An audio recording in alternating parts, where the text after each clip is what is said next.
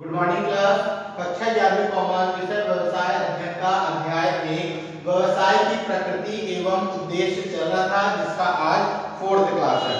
ठीक, 3rd class में मैंने व्यवसाय से संबंधित संपूर्ण जानकारी दी थी और उद्योग के बारे में बताया था कि उद्योग होता क्या है। उद्योग अर्थात हमारे दिमाग में ये चलता है कि उद्योग मतलब कारखाना, या ये बोल सकते हो कि उद्योग जहां पर कच्चे माल को पक्के माल में परिवर्तन किया जाता है उसको क्या बोलते हैं, उद्योग बोलते हैं। इसकी परिभाषा मैंने बताया था और उसकी विशेषताओं के बारे में बताया था। अब आता है उद्योग के प्रकार। उद्योग के प्रकार क्या होता है, उद्योग को 3 भागों में बांटा गया है। पहला प्राथमिक उद्योग, दूसरा द्वितीयक उद्योग और तीसरा तृतीयक, जिसको सेवा उद्योग भी बोलते हैं। प्राथमिक उद्योग में आपका आता है निस्सारक और जननी। निस्सारक और जननी। तो प्राथमिक उद्योग क्या होता है पहले वो समझिए। प्राथमिक उद्योग में उन समस्त क्रियाओं को शामिल किया जाता है जो प्राकृतिक संसाधनों के विधायन से संबंधित होते हैं। इन उद्योगों में आगे निस्सारक के उद्योग तथा जननिक उद्योग में उप विभाजन किया है। ठीक है, प्राथमिक उद्योग प्राकृतिक से प्राप्त जो भी कच्चा माल होगा उस कच्चे माल को प्राप्त करके यदि हम पक्का माल बनाते हैं तो उसको बोला जाता है प्राथमिक उद्योग। जैसे बोल सकते हो समुद्र से हम लोग मोती, समुद्र से हम क्या करते हैं, मोती प्राप्त करते हैं, है ना। भू से मतलब जमीन से खोदकर कच्चा माल लोहे के रूप में प्राप्त करते हैं। तो ये सब क्या है, प्राथमिक उद्योगों के अंतर्गत आते हैं। और प्राथमिक उद्योगों को 2 भागों में बांटा गया है, एक होता है निस्सारक और दूसरा होता है जननिक। निस्सारक उद्योग क्या होता है इसके बारे में जानेंगे। इन उद्योगों के अंतर्गत पृथ्वी के अंदर व भूभाग या समुद्र के विभिन्न पदार्थ निकाले की क्रिया की जाती है, जैसे लोहा, कोयला, सोना, समुद्र से मोती, शंख, मूंगा आदि। ये सब क्या है, प्राकृतिक रूप में पड़े हुए हैं। इसको हम खोज के समुद्र से, जमीन से, है ना, खनन करके या खोज खाज के हम क्या करते हैं, निकालते हैं। आगे बोलता है इन पदार्थों को निकालने में जो क्रिया स्थान में की जाती है उसे निस्सारक उद्योग कहते हैं।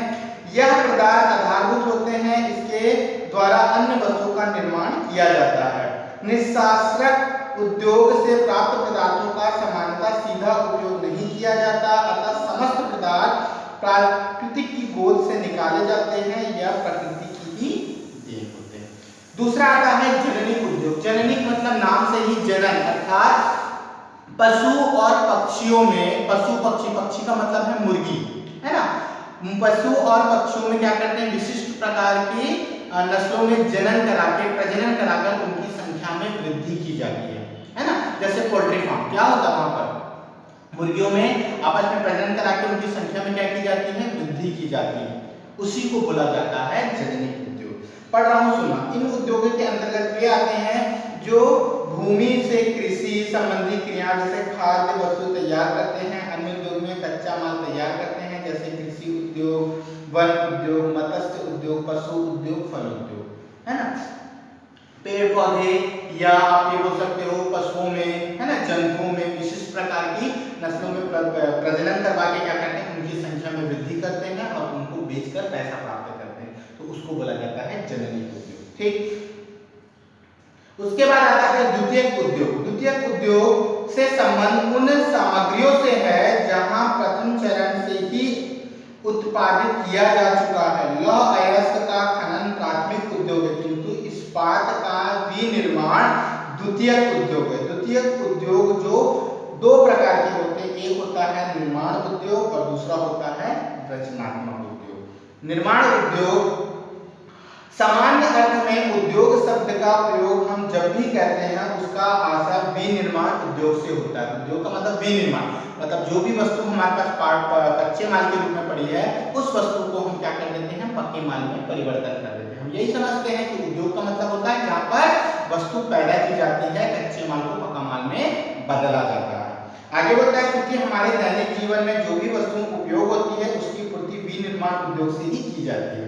विनिर्माण मतलब फिर से उसका निर्माण किया जाता है। तो फिर से कब निर्माण करोगे, जब कच्चे माल को पक्के माल में परिवर्तन करोगे। ये उद्योग कच्चा व अर्धनिर्मित माल के रूप में आकार में परिवर्तन मनुष्य के उपयोग योग्य बनाते हैं। निष्कर्ष उद्योग का उत्पादन से है। इस प्रकार विनिर्माण उद्योग के अंतर्गत वे उद्योग आते हैं जो वस्तु तथा पदार्थ के रूप एवं आकार में परिवर्तन कर मनुष्य की आवश्यकताओं के अनुरूप वस्तुओं का विनिर्माण करते हैं। जैसे हमारे पास कपास, रुई को लाकर हम क्या करते हैं, गद्दे बनाते हैं, रजाई बनाते हैं, कपड़े बनाते हैं। ये क्या है, एक प्रकार का विनिर्माण। ठीक, जैसे कच्चा लोहा लाते हैं, कच्चे लोहे को खनन निकाल के हम क्या करते हैं, पक्का लोहा में परिवर्तन करते हैं। लकड़ी लाते हैं और उसको हम क्या बनाते हैं, फर्नीचर बनाते हैं। तो ये सब क्या है, विनिर्माण उद्योग के अंतर्गत है। उदाहरण में आता है जैसे कपड़ा उद्योग, चीनी उद्योग, कागज उद्योग, बर्तन उद्योग, लोहा उद्योग, इस्पात उद्योग। ठीक, और अगला बोलता है रचनात्मक या निर्माण उद्योग। रचनात्मक मतलब ऐसा उद्योग जैसे हम लोग किसी पुल का निर्माण करा दिए, ब्रिज का निर्माण करा दिए, है ना, सड़क का निर्माण करा दिए, ये भी एक प्रकार का उद्योग है, किंतु ये रचनात्मक उद्योग है। यह उद्योग उसी स्थान पर होता है जहां पर इसको स्थापित किया, जहां पर इसका निर्माण किया जाता है, बस वहीं पर इसका उद्योग का निर्माण होता है। जैसे पढ़ रहा हूँ, सुना। वे उद्योग निर्माण संबंधी कार्य करते हैं। इन उद्योगों के अंतर्गत पुल बनाना, भवन बनाना, सड़क बनाना, नहर बनाना आदि आते हैं। इन उद्योगों की विशेषता यह है कि उन्नति इसके द्वारा निर्मित माल वस्तु बाजार में नहीं बिकती, अपितु जन सामान्य के लिए उपयोग होती है। इसका उत्पादन उपभोक्ता किसी निश्चित स्थान पर ही होता है। तो मैं बोला ना, जहाँ पर सड़क होगा वहीं पर आप निर्माण कराओगे, तो ऐसा नहीं कि आप उसको बाजार में बेचने के लाओगे। जहां पर वो चीज बननी है वो वहीं पर बनेगी, उसके अलावा उसका दूसरा रूप नहीं होता। अगला बोलता है इसका परिवर्तन नहीं किया जा सकता। इन उद्योगों में निस्सार तथा विनिर्माण उद्योग द्वारा स्थापित कच्चा माल उपयोग किया जाता है। उसके बाद आता है तृतीय एवं सेवा उद्योग। तृतीय या सेवा उद्योग। सेवा उद्योग मतलब जैसे आपके घर के आसपास पोस्ट ऑफिस होगा, कुरियर होगा, डाक सेवा होगा, ये सब क्या है, एक प्रकार का सेवा उद्योग है। ये आपके सेवा करने के लिए तत्पर है। पढ़ रहा हूँ, सुनना। तृतीय या सेवा उद्योग उन सेवा समिति से किया जाता है जो अर्थव्यवस्था एवं वस्तु सेवाओं के अबाध्य प्रभाव में सुगम बनाता है। तृतीय उद्योग प्राथमिक एवं द्वितीय उद्योग क्रियाओं को पूरा करते हैं। वे आधुनिक औद्योगिक पद्धति की रीढ़ होते हैं। तृतीय उद्योग परिवहन, बैंकिंग, बीमा, भंडार, विज्ञापन सम्मिलित होते हैं, जो उद्योग तथा व्यापार के लिए अधोसंरचना का आधार है। दूसरे शब्दों में सहायक क्रिया जो व्यवसायिक उद्यमों को सहारा देती है। चूंकि ये सभी वाणिज्यिक क्रियाएं हैं, अतः बैंकिंग, परिवहन, बीमा, विज्ञापन आदि में लगी फर्में सहारा देती हैं, क्योंकि ये सभी वाणिज्यिक क्रियाएं हैं।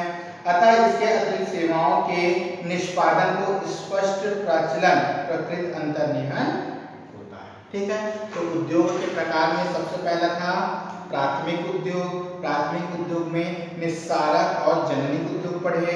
दूसरा था द्वितीयक उद्योग। द्वितीयक उद्योग में हम लोग विनिर्माण और रचनात्मक उद्योग के बारे में पढ़े। और तृतीय उद्योग था सेवा उद्योग, जिसको बोला जाता है, जिसमें हम लोग परिवहन, बीमा, भंडारण, ये सब क्या है, एक प्रकार का उद्योग ही है जो वस्तुओं को आदान प्रदान में सहायता प्रदान करती है। उसके बाद आता है उद्योग का महत्व। हमारे क्षेत्र में, हमारे देश में, हमारे लिए उद्योग का क्या महत्व, जनसाधारण के लिए उद्योगों का क्या महत्व है, इसके बारे में जानते हैं। बोलता है देश का आर्थिक विकास, क्योंकि हर एक देश का विकास वहां के उद्योग पर निर्भर है। क्योंकि उद्योग अच्छा होगा तो उसके सामान उत्पादन अच्छे होंगे, उत्पादन अच्छा होगा तो विक्रय अच्छा होगा, विक्रय अच्छा होगा तो लाभ अच्छा होगा, और लाभ अच्छा होगा तो देश की आय में वृद्धि होगी, जनसाधारण लोगों का कल्याण होगा, लोगों का कल्याण होगा, जन का कल्याण होगा, तो ऑटोमेटिक अपने आप देश का कल्याण होने लगेगा। और देश का कल्याण होगा अर्थात देश की आर्थिक स्थिति में सुधार होगा और देश फलेगा। इसी को बोलता है देश का आर्थिक विकास। देश का आर्थिक विकास पूर्ण रूप से किसी प्रकार की उद्योग की स्थापना पर निर्भर है। उद्योग के प्रधान देश तथा देशों के कम मूल्य में कच्चा माल क्रय करते हैं और उन्हें विभिन्न प्रकार के निर्माण में परिवर्तन कर अधिक मूल्य में बेचते हैं। इस प्रकार उन्हें बहुत लाभ होता है। उद्योग धन प्रधान देश संपन्न होते हैं। दूसरा बोलता है राष्ट्र की आय में वृद्धि। सही बात है, अगर उद्योगों में अच्छी अच्छी वस्तुओं का निर्माण होगा, अच्छी किस्म की वस्तुएं पैदा होगी, बाजार में जाके जब विक्रय उनका अच्छा होगा तो उनसे लाभ प्राप्त होगा, और लाभ प्राप्त होगा तो देश की आय उसके बाद आता है प्राकृतिक संसाधनों का विदोहन। प्राकृतिक संसाधनों का विदोहन अर्थात उद्योग होगा तो उद्योगों के लिए कच्चे माल की पूर्ति करना है, क्योंकि कच्चा माल उपयोग होगा। कच्चा माल कहाँ से मिलेगा? हमको प्रकृति की गोद से मिलेगा। देखना बहुत जगह पर कच्चा माल ऐसी पड़ा रहता है जिसका कोई उपयोग नहीं होता, और वो पड़े वो पूरा का पूरा खराब हो जाता है, अर्थात उसका कोई उपयोग नहीं होता। किंतु जहां पर उद्योग होगा, जहां पर कच्चे माल की पूर्ति होगी, तो आप उस कच्चे माल को अपने उद्योग में लाकर उसका विनिर्माण कर सकते हो और उसको बाजार में बेच सकते हो। अर्थात उद्योगों के माध्यम से जो भी कच्चे माल हमारे पास प्राकृतिक की गोद में पड़े हैं उसका आप भरपूर उपयोग कर सकते हो। उसी को बोलता है प्राकृतिक संसाधनों का विदोहन। प्राकृतिक संसाधनों का विदोहन होता है क्योंकि उनका प्रयोग उद्योगों के लिए कच्चा माल, ऊर्जा के लिए होता है। इस प्रकार संसाधन जिसका ना तो कोई उपयोग हो रहा है या कच्चा माल के रूप में अन्य देशों में कम मूल्य में निर्यात किया जाता है, उसका उचित उपयोग होने लगता है। सही बात है। अगर कच्चा माल आपको ऐसे ही पड़ा है ना, कोई उपयोग नहीं हो रहा, जैसे देखना लकड़ियां जो होती है बहुत सारी जगह पे जरूरी होता है, जैसे सड़क निर्माण करा रहे हैं, सड़क निर्माण करा रहे हैं तो लकड़ियां जो बाजू बाजू में पेड़ होता है उसको काट देते हैं, है ना, काट देते, वो लकड़ी को क्या कर देते हैं बाजार में बेचते हैं, पड़े वो सड़ जाता है, खराब हो जाता है। लेकिन उन्हीं लकड़ियों का यदि आप अच्छे से निर्माण करा दो, उद्योगों में बेच दो, वहां पर फर्नीचर और टेबल कुर्सी हर एक की व्यवस्था हो जाए तो उसका क्या हो गया, उपयोग आ गया। तो इसी प्रकार जो भी कच्चा माल हमको आसपास देखने को मिलता है जो पड़े खराब हो रहा है, ऐसे स्थिति में उसका विनिर्माण हो जाए तो उसके लिए क्या चाहिए, हमको उद्योग चाहिए। अगर उद्योग होगा तो उन कच्चे मालों का उपयोग क्या कर सकते हैं, हम कर सकते हैं। उसके बाद आता है रोजगार में वृद्धि। उद्योग होगा तो रोजगार को, लोगों को रोजगार मिलेगा, कामकाज मिलेगा, है ना, उनकी आय में वृद्धि होगी। उसके बाद होता है पूंजी का निर्माण, और लास्ट पार्ट होता है व्यापार में वृद्धि। नए उद्योगों से क्रय विक्रय अधिक होगा, बैंक, बीमा, संचार आदि का विकास निश्चित है। उसके बाद आ जाता है वाणिज्य। बोलचाल की भाषा में वाणिज्य को व्यापार भी कहा जाता है, क्योंकि वाणिज्य और व्यापार दोनों अलग अलग है। वाणिज्य एक विशेष शब्द है जिनका क्रय विक्रय, परिवहन, बीमा, बैंक, विज्ञापन आदि शामिल किया जाता है। व्यापार में केवल वस्तुओं का क्रय विक्रय मात्र होता है। वाणिज्य में व्यापार के साथ साथ सभी समस्त क्रियाओं को शामिल किया जाता है, जिसमें बैंक, बीमा, परिवहन ये सब आते हैं। और व्यापार में केवल लाभ कमाने के लिए क्रय विक्रय किया जाता है। इस प्रकार वस्तु को खरीदने बेचने के उद्देश्य से एक स्थान पर दूसरे स्थान तक ले जाना, कच्चे माल का उद्योग तक ले जाना, विनिर्माण वस्तु को भंडार, बीमा कराना, लेन देन बैंकिंग सेवाएं लेना, अधिक विक्रय हेतु विज्ञापन प्रचार आदि समस्त क्रियाएं वाणिज्य के अंतर्गत आती है। उसके बाद आता है व्यवसाय के दो अंग होते हैं, उद्योग एवं वाणिज्य। उद्योग का कार्य जहां समाप्त होता है वहां वाणिज्य का कार्य आरंभ होता है। वाणिज्य का संबंध क्रय विक्रय वितरण से है। इस प्रकार वाणिज्य के अंतर्गत उत्पादन स्थान से निर्मित वस्तुएं प्राप्त करके उपभोक्ता तक पहुंचाने की समस्त क्रियाओं को सम्मिलित किया जाता है। इस प्रकार वाणिज्य उत्पादन और उपभोक्ता के बीच की कड़ी। हम लोग जो सामान कारखाने में बनाकर, उद्योग में बनाकर रख चुके हैं, उसको ग्राहक तक पहुंचाने में जितनी क्रियाएं लगेगी वो सब वाणिज्य है, और व्यापार केवल वस्तुओं का क्रय विक्रय है।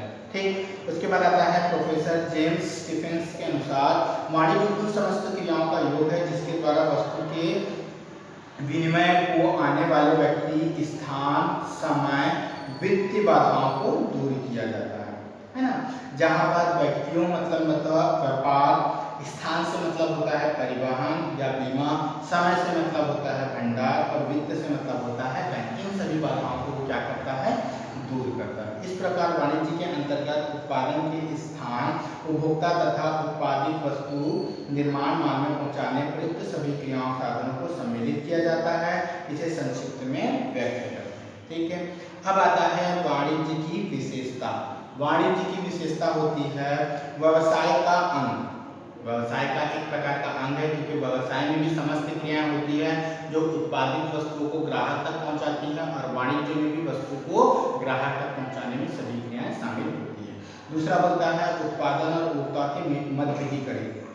उत्पादक मतलब होता है वह व्यक्ति जो वस्तुओं का निर्माण करता है, और उपभोक्ता मतलब होता है जो व्यक्ति वस्तुओं को ग्रहण करता है, वस्तुओं का सेवन करता है। तो जो वस्तु बनाता है और जो वस्तुएं खपत करता है, इनके बीच की कड़ी, क्योंकि ग्राहक जहां पर वस्तु बनाता है जो व्यक्ति, उसको क्या बोला जाता है, उद्योग। जो व्यक्ति व्यवसाय में जो व्यक्ति वस्तुओं का निर्माण करता है उसको उत्पादक, और जिस स्थान पर वस्तु बनता है उद्योग, और जो व्यक्ति ग्राहक होता है वो वस्तुओं का सेवन करता है। तो उद्योगों से ग्राहक तक पहुंचाने में जो जो क्रियाएं लगती है वो वैसा है, मतलब इनके बीच की कड़ी कौन है, वाणिज्य है।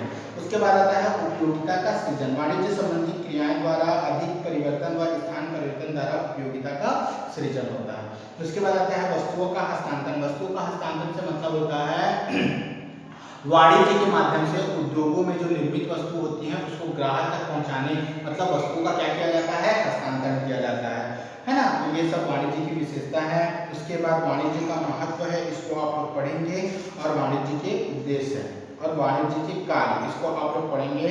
मैं नेक्स्ट क्लास में, क्लास 5 में हम लोग व्यापार चालू करेंगे कि व्यापार होता क्या है, व्यापार की क्या क्या विशेषताएं होती है, और व्यापार किस प्रकार के व्यापार हमारे आसपास देखने को मिलते हैं। ठीक है, तो व्यापार की संपूर्ण जानकारी मैं दूंगा नेक्स्ट क्लास में आप लोगों को।